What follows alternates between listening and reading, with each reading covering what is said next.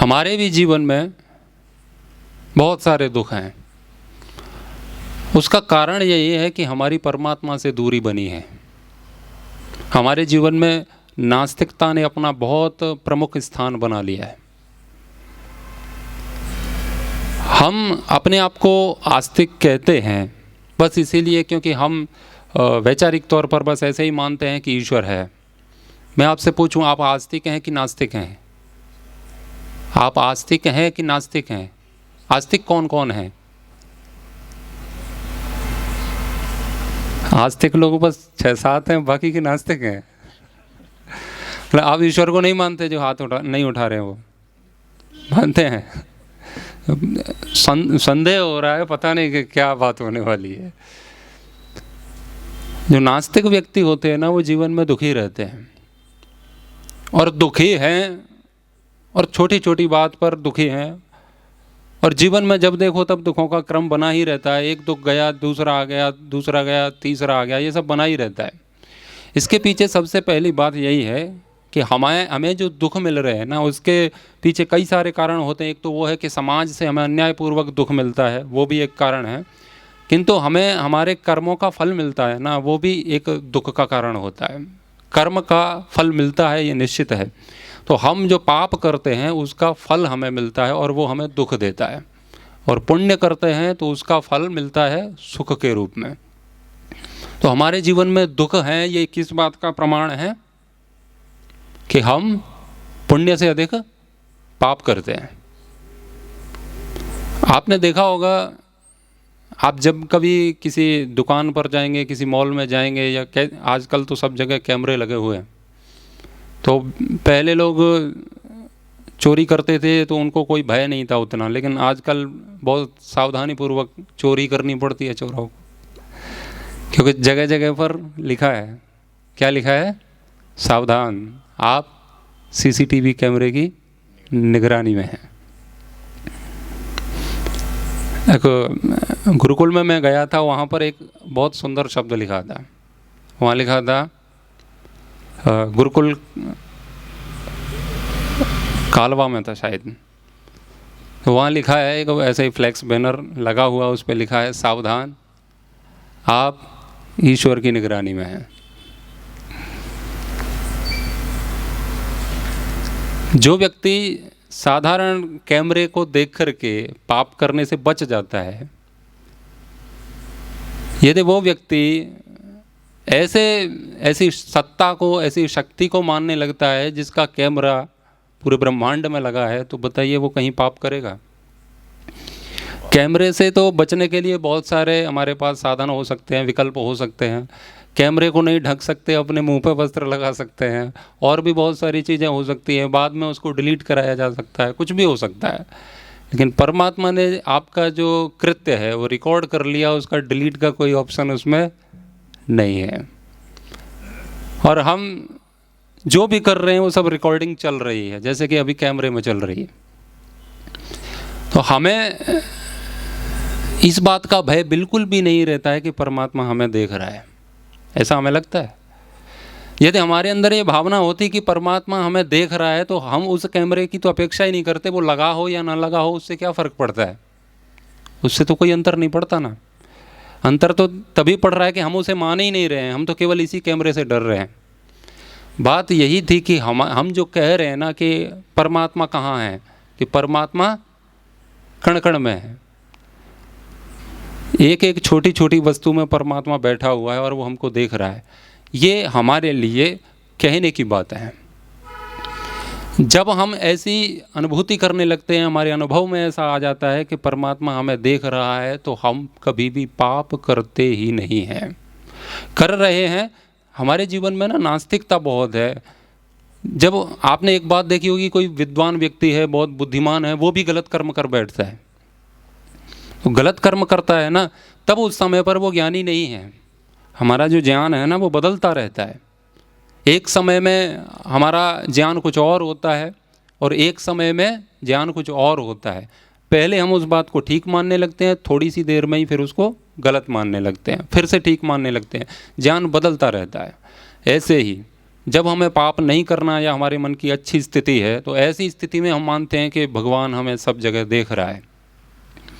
लेकिन जब हम गलत करते हैं तो हमारे दिमाग में क्या आता है? कोई नहीं देख रहा है। यही तो मानते हैं ना कि कोई नहीं देख रहा है। तो जिस क्षण हम ये मान रहे हैं कि कोई नहीं देख रहा, और जिस स्थान पर बैठ कर के हम ये मान रहे हैं कि हमें कोई नहीं देख रहा है, उस समय पर हम ईश्वर के अस्तित्व को स्वीकार कर रहे हैं या नकार रहे हैं? नकार रहे हैं ना। उस समय हम मान ही नहीं रहे हैं कि ईश्वर है। तो जिस समय हम नहीं मान रहे हैं ईश्वर है, वह क्षण हमारी आस्तिकता का क्षण है या नास्तिकता का है? नास्तिकता का है।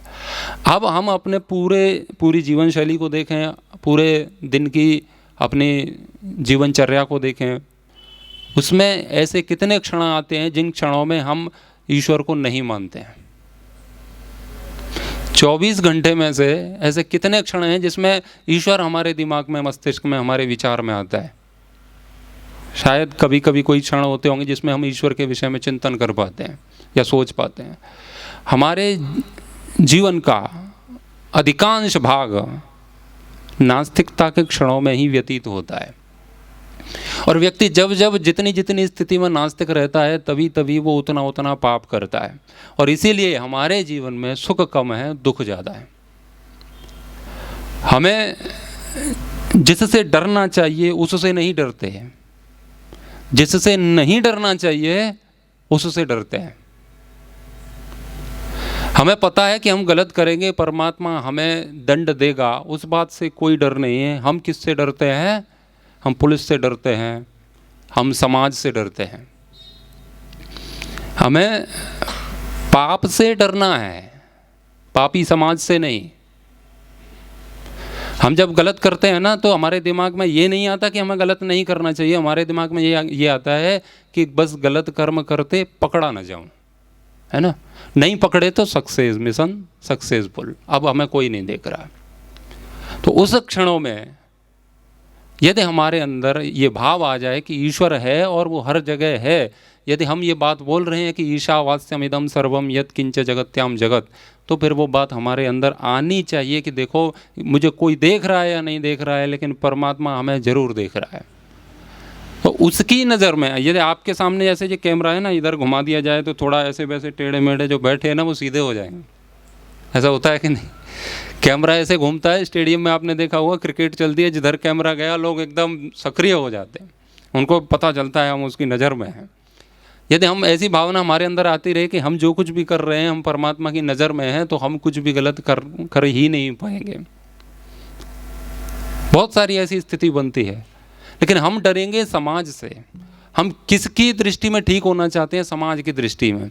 अब समाज का क्या है, ये तो किसी को कुछ भी कहता है। कल बात चल रही थी, माता जी शायद अभी बैठी हैं यहाँ पर, कल कह रही थी हम कुछ अध्यात्म की बात करते हैं, हम ऐसा कुछ करते हैं, तो लोग हमें ऐसा कहते हैं, नहीं तुम ऐसा क्यों बोलते हो, ऐसा क्यों मानते हो, ऐसा क्यों करते हो।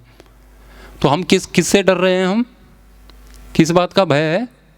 सामाजिक प्राणियों का, लोगों का, अपनी कॉलोनी वाले, अपने शहर वाले, अपने देश वाले, हम जिनको भी जानते हैं, जो हमें जानते हैं, उनका भय है हमको।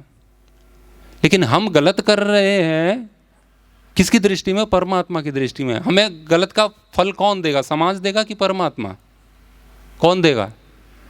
आप जिस कंपनी में काम करते हैं, तो आपका जो बॉस है उसकी दृष्टि में आप अच्छा बनना चाहते हैं कि वहाँ पर और वर्कर हैं, काम करने वाले या सड़क से निकलने वाले जो लोग उस फैक्ट्री को, कारखाने को देख रहे हैं, उनकी नज़र में ठीक बनना चाहते हैं। किसकी नज़र में ठीक बनते हैं? हम अपने सेठ की नज़र में ठीक बनना चाहते हैं ना, सेठ की दृष्टि में। क्योंकि उसकी दृष्टि में यदि हम ठीक बन गए, ईमानदारी हमने सिद्ध कर दी, तो फिर उसके बदले में हमें पगार हमारी बढ़ जाएगी, वेतन हमारा बढ़ जाएगा। बाकी लोगों से हमें कोई लेना देना है क्या? नहीं है ना। बॉस को खुश करना है कि नहीं करना है। तो एक दुनिया का एक बॉस है, वो सारे संसार को चला रहा है, बस उसे हमें प्रसन्न रखना है। जो परमात्मा से डरता है ना, वो किसी से नहीं डरता है। और परमात्मा से नहीं डरता, वो सबसे डरता है, वो हर जगह डरता है।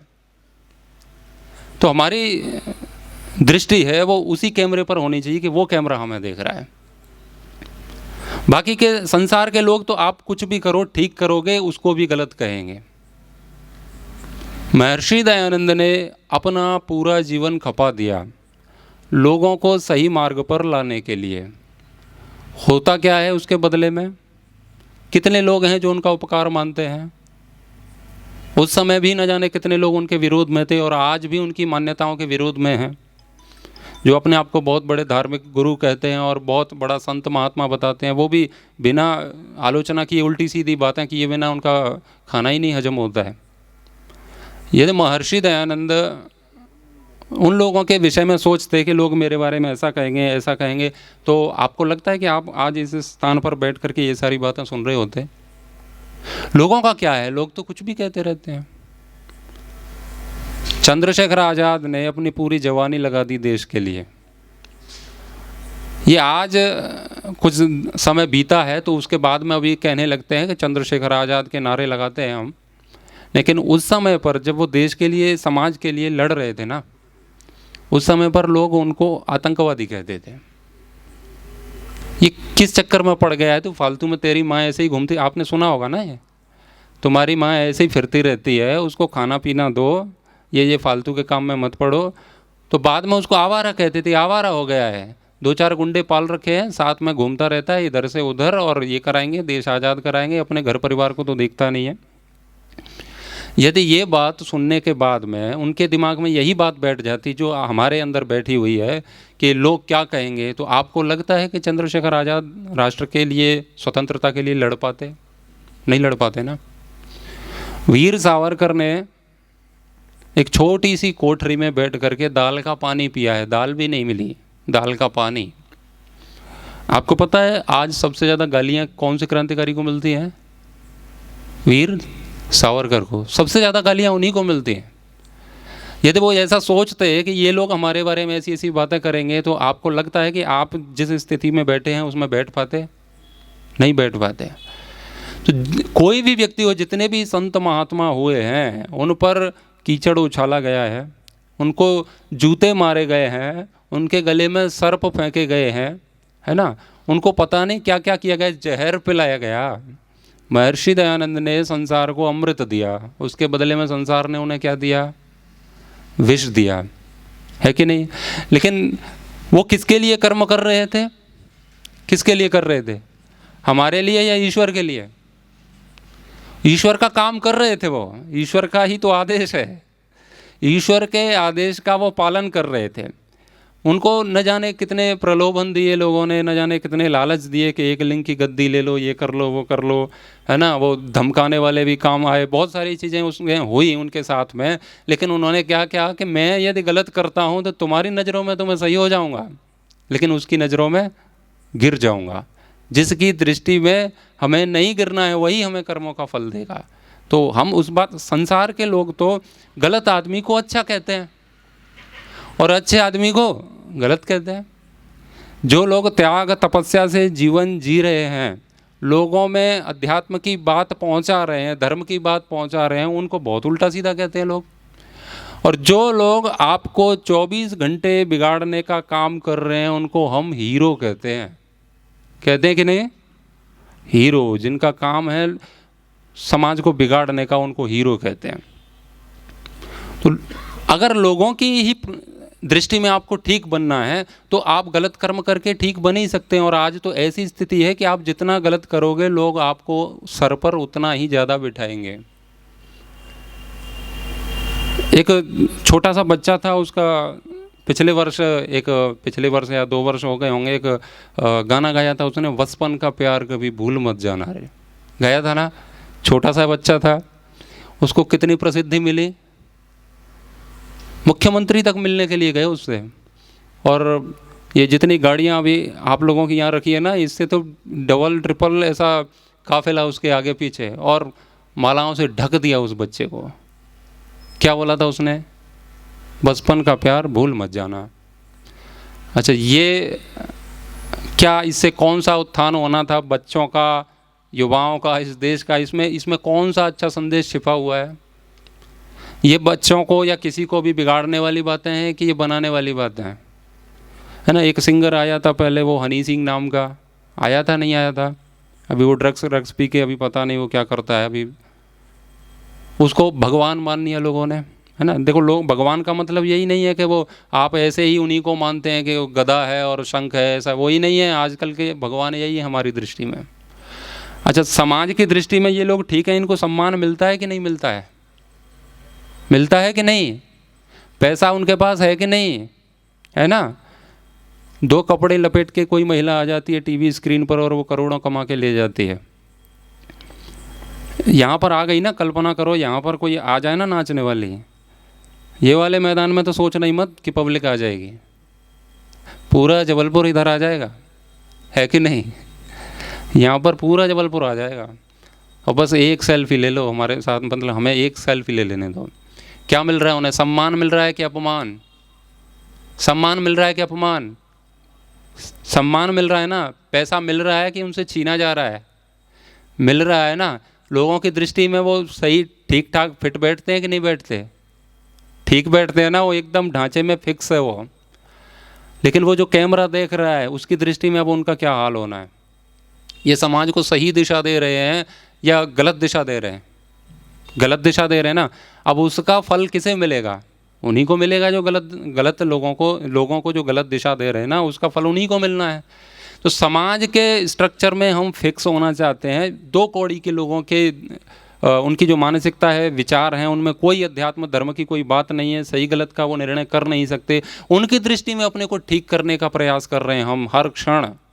बस यही सोचते हैं ये लोग मुझे ठीक समझते रहें। परमात्मा हमें चाहे जैसा समझे। परमात्मा के दंड बहुत भयंकर हैं। यदि आप लोगों के विरोध में चले भी जाओ ना, तो ये ज़्यादा से ज़्यादा आपको मार देंगे एक जीवन के लिए। उसके बदले में परमात्मा उसकी भरपाई कर देगा। इतना कर सकते हैं। इससे ज़्यादा संसार के लोग हमारे साथ कुछ भी नहीं कर सकते हैं।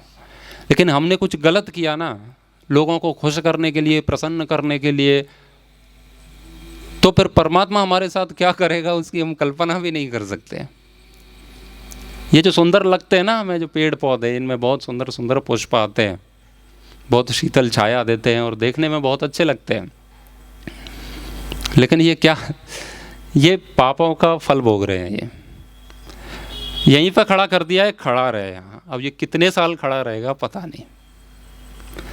यदि ये दंड आपको दिया जाए, जैसे मैं आपको बोल दूं, जैसे आप तो कुर्सी पर बैठे ही हैं, यदि आपको ये बोल दिया जाए ना कि आज सुबह तक इस कुर्सी पर ऐसे ही बैठना है, ये आपके लिए दंड जैसी बात होगी कि नहीं होगी? नहीं, खड़ा होना ही नहीं है, न जल पीने के लिए न किसी भी काम के लिए। तो ये दंड जैसा आपको लगेगा कि नहीं लगेगा? मात्र 7-8 घंटे की बात है और ये वर्षों तक खड़े हैं, क्योंकि इन्होंने लोगों को खुश करने का, लोगों के ढांचे में फिट होने का काम किया था कभी, और ये आज उसकी सज़ा भुगत रहे हैं। एक जो न्यायाधीश होता है ना, वो आपको बहुत ज़्यादा दंड नहीं दे सकता है। कल के कार्यक्रम में बैठे थे न्यायाधीश महोदय, उन्होंने कई सारे लोगों को सजाएं सुनाई होंगी, दंड दिया होगा। कोई भी व्यक्ति कितना ही गलत कर्म कर ले, एक व्यक्ति को मार दे, 4 व्यक्ति को मार दे, या समाज में कुछ भी गलत चीज़ें प्रसारित कर दे, उसकी ज़्यादा से ज़्यादा सज़ा क्या हो सकती है? कोई न्यायाधीश क्या सज़ा दे सकता है? उम्र कैद या फांसी की सज़ा। उससे ज़्यादा कुछ है क्या? उससे ज़्यादा तो कुछ भी नहीं है ना उनके हाथ में।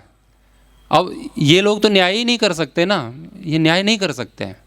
एक व्यक्ति को मारने का भी वही फल दे रहे हैं और 10 व्यक्तियों को मारने का भी वही इंतजाम है, उसके अतिरिक्त तो और कोई मार्ग नहीं है। लेकिन परमात्मा के पास ऐसा सब कुछ सिस्टम है कि यदि आप जितना जितना गलत करते हो ना, तो कई जन्मों तक उसकी सज़ा भोगते हो।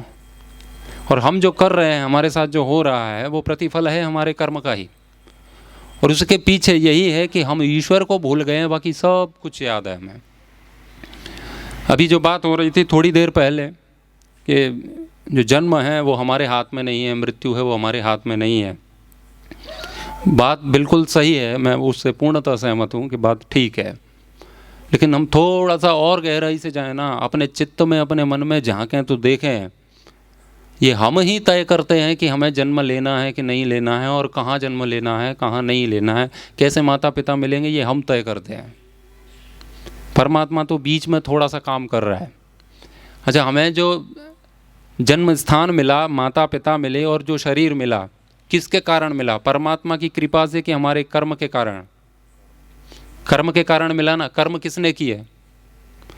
वेद में साफ साफ लिखा है ना, आप ऐसा करेंगे तो ऐसा मिलेगा, ऐसा करेंगे तो ऐसा मिलेगा। संसार की इच्छा रखने वालों को संसार मिलेगा और परमात्मा की इच्छा रखने वालों को परमात्मा मिलेगा। आपकी जैसी जो इच्छा होती है वो आपको मिलता है। तो हमारी इच्छा संसार की थी, इसीलिए हमें संसार मिल गया। हमने गलत कर्म किए, इसीलिए हमें ऐसे माता पिता मिल गए। हमने थोड़े से और ज़्यादा गलत कर्म किए तो हमें उससे भी ज़्यादा बेकार माता पिता मिले, ऐसा स्थान मिला। ये सब कर्म के अनुसार ही तो है ना। तो कर्म किसके हाथ में है? हमारे हाथ में है कि परमात्मा के हाथ में है? कर्म किसके हाथ में है? कर्म तो हमारे हाथ में है ना। तो हम तय कर रहे हैं। अब जानबूझ के ये नहीं कर सकते कि ऐसे से हम यहीं पहुंच जाएंगे। वो फिर व्यवस्था तो परमात्मा ही बनाएगा कि किसको कहाँ भेजना है, लेकिन उसके मूल में जो कर्म है वो हमारा ये है, हम ही बैठे हैं उसके मूल में। यदि हम चाहते कि हमें अच्छे माता पिता मिलें जो हमें बचपन से धर्म की, अध्यात्म की शिक्षा दें, हमें गुरुकुलों में पढ़ने के लिए भेजें, आचार्यों की सन्निधि में विद्या प्राप्त कराएं, और भी जितनी जितनी जो भी अच्छी बातें हो सकती हैं, आज आपका ये सौभाग्य से मानते हैं आप कि आपको कुछ बातें परमात्मा के विषय में, वेद के विषय में बताई जा रही हैं। ये आपका सौभाग्य है कि दुर्भाग्य है? सौभाग्य है ना। इसके पीछे आपका कुछ न कुछ अच्छा कर्म अवश्य रहा होगा, और अभी भी आप अच्छा ही कर रहे हैं, तभी ये परिणति आपको आपके जीवन में घटित हो रही है। आप उनके विषय में कभी सोचिए कि जिनको पूरा जीवन यापन कर लिया उन्होंने, वो जीवन मृत्यु की कगार पर हैं, लेकिन उन्हें ये तक बताने वाला कोई नहीं है कि वेद नाम की कोई चीज़ है, दर्शन नाम की कोई चीज़ है, ईश्वर परमात्मा नाम की कोई चीज़ है। उनको कभी सुनने को ही नहीं मिला। वो ऐसे स्थान पर हैं जहाँ पर ये धर्म और अध्यात्म की बातें की ही नहीं जाती हैं। वे लोग दुर्भाग्यशाली हैं कि सौभाग्यशाली हैं? दुर्भाग्यशाली हैं, क्योंकि उन्होंने ऐसे कर्म किए, इसीलिए उनको ऐसा स्थान मिला। तो वो सब कर्म की दृष्टि से हो रहा है। तो हमारे जीवन में, हमारी जीवन शैली में परमात्मा का स्थान सबसे प्रथम होना चाहिए, लेकिन हमारे में हो गया है उल्टा कि परमात्मा सबसे बाद में। पहले क्या करना है? पहले पद, प्रतिष्ठा, सम्मान, यश, ये सब कुछ प्राप्त करना है। ईश्वर कब? ईश्वर बाद में। अब जिनके जीवन में ईश्वर का स्थान सबसे बाद में है, वो दुख पाएंगे कि सुख पाएंगे? सुख का स्रोत है परमात्मा और हम उससे जुड़े ही नहीं है, तो दुख ही दुख आना है। जो व्यक्ति परमात्मा से नहीं जुड़ा है, वो चाहे जितनी धन संपत्ति अर्जित कर ले, उसका यदि परमात्मा के प्रति समर्पण नहीं है, श्रद्धा नहीं है, उसके प्रति मान्यता नहीं है, तो वो जीवन में दुख ही पाएगा। इसके अतिरिक्त तो और कुछ नहीं है उसके पास। तो हमारे जीवन में हम कहते हैं ना, साधना तो कब करेंगे? साधना कब करेंगे हम? परमात्मा का ध्यान वो सब कब करेंगे? पहले तो हम सोचते हैं कि हमारी शादी हो जाए, बच्चे हो जाएं, फिर बच्चों की शादी हो जाए, फिर ये सब हो जाए, एक फ्लैट और बन जाए, एक फ्लैट और बन जाए। कब करेंगे? वो बुढ़ापे में करेंगे। और बुढ़ापा आ गया फिर, बुढ़ापा आ गया फिर अरे अब तो प्रवचन सुनाई ही नहीं देता, कान ही काम नहीं करते, स्वाध्याय कर नहीं सकते, अब आँखें काम नहीं करती, मंत्र पाठ कर नहीं सकते क्योंकि अब तो बोला ही नहीं जा रहा है, और खड़े भी नहीं हो सकते हैं, कहीं जा कर के कहीं प्रवचन स्थल पर जा भी नहीं सकते हैं, हाथ पैर कांपते हैं। तो अब क्या ऑप्शन है हमारे पास? क्या विकल्प बचा है? अब छोड़ो, जैसा भी है, इसे जैसा जिया है वैसा जी लो, अगले जन्म में फिर देखेंगे। साधना कब करेंगे हम? अगले जीवन में। बिल्कुल यही बात हम पिछले जन्म में बोल के आए, और ये बात हम हजारों जन्मों से बोलते चले आ रहे हैं। साधना कब करेंगे? भक्ति कब करेंगे? वो अगले जन्म में। इस जन्म में तो ये सारी व्यवस्थाएं हमको बनानी है, कंप्लीट करनी है, लेकिन हम इस बात पर कभी सोचते नहीं है कभी भी कि हमने जो पिछले जन्म में जो व्यवस्थाएं कंप्लीट कर रखी थी वो अभी कहाँ हैं। आपने जो बिल्डिंग बनाई थी, आपने जो कार खरीदी थी, आपका जो बैंक बैलेंस था, उसका अकाउंट नंबर याद है? नहीं है ना। उसका उपभोग कौन कर रहा है? जिनका आपसे अब कोई संबंध नहीं है वो उसका उपभोग कर रहा है। और यही हमारे साथ फिर हो रहा है, इस जन्म में हो रहा है, और ये धोखा हमारे साथ बार बार होता है। और कौन देता है धोखा? हम स्वयं को धोखा दे रहे हैं। बचपन से यही कि नहीं, बचपन से पढ़ेंगे तो साधु संत हो जाएंगे, बचपन में अध्यात्म धर्म के चक्कर में पढ़ना नहीं है, वो सब बाद का काम है, बाद में फिर करते नहीं है। ऐसे ही ऐसे हमारा चक्र चलता जा रहा है और जीवन दुखों से भरा है और रोते रहते हैं, जीवन भर रोते रहते हैं। क्योंकि जीवन में अहंकार, क्रोध, लालच, वासना इतनी भरी पड़ी हैं। आप कुछ भी प्राप्त कर लो, ये सांसारिक वस्तुएं जितनी भी प्राप्त कर लो, ये सुख देने, पूर्ण सुख देने वाली नहीं है, शांति देने वाली नहीं है। तो ईश्वर प्रणिधान की बात ऋषियों ने की है, तो हमें ईश्वर के प्रति समर्पण करना है, उसकी दृष्टि में ठीक बनना है। समाज हमें सम्मान दे, गाली दे, कुछ भी दे, समाज का क्या है, ये 2 मिनट में सम्मान देने लगता है और 2 मिनट में फिर से अपमान देने लगता है, इसका कुछ भी नहीं है। ये ताली भी देता है और थोड़ी सी गलती हो गई तो गाली भी देता है, देर नहीं लगती है।